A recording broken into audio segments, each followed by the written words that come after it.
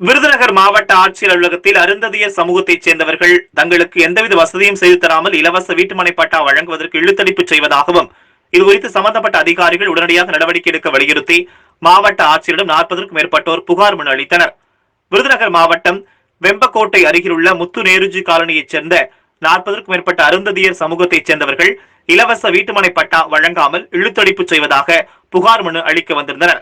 அருந்ததியர் சமூகத்தை சார்ந்த நாங்கள் மிகவும் குறைந்த ஊதியத்துடன் சிரமப்பட்டு குடும்பம் நடத்தி வருகிறோம் என்றும் அருந்ததியர்கள் என்ற காரணத்தினால் வேண்டுமென்றே உள்நோக்கத்தோடு திட்டமிட்டு எந்தவித வசதியும் செய்து கொடுக்காமல் இழுத்தடிப்பு செய்வதாகவும் இதனால் தங்களுக்கு மன உளைச்சல் ஏற்படுவதாகவும் வட்டாட்சியர் அவர்களிடம் தங்களுக்கு இலவச வீட்டுமனை பட்டா கேட்டு பலமுறை அலைந்தும் இதுவரை எந்தவித நடவடிக்கையும் எடுக்காமல் இழுத்தடிப்பு செய்வதால் சம்பந்தப்பட்ட நிர்வாகத்தின் மீது நடவடிக்கை எடுக்க வேண்டும் என்றும் மாவட்ட ஆட்சியரிடம் புகார் மனு அளித்தனர்.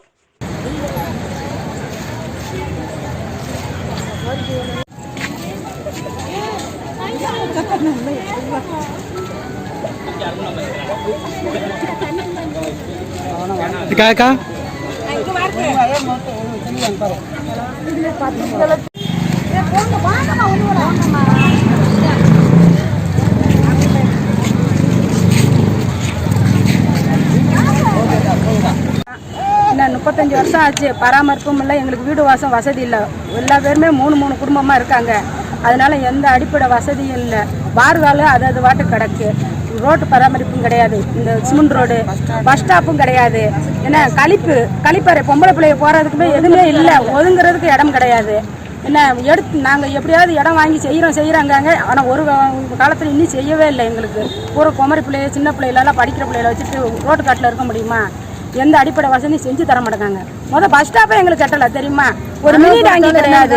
மனு கொடுத்தாலும் என்னன்னு கேட்கறது இல்லை. அதான் நாங்கள் தண்ணி வசதி இல்லாமல் கலெக்டர் அவசரம் மனு கொடுக்க வந்திருக்கோம். வீடு பூரா ஒவ்வொருத்தருக்கும் 2 குடும்பம் 4 குடும்பம் சேர்ந்துருக்கு. பஞ்சாயத்துல என்னன்னு கேட்க மாட்டாங்க.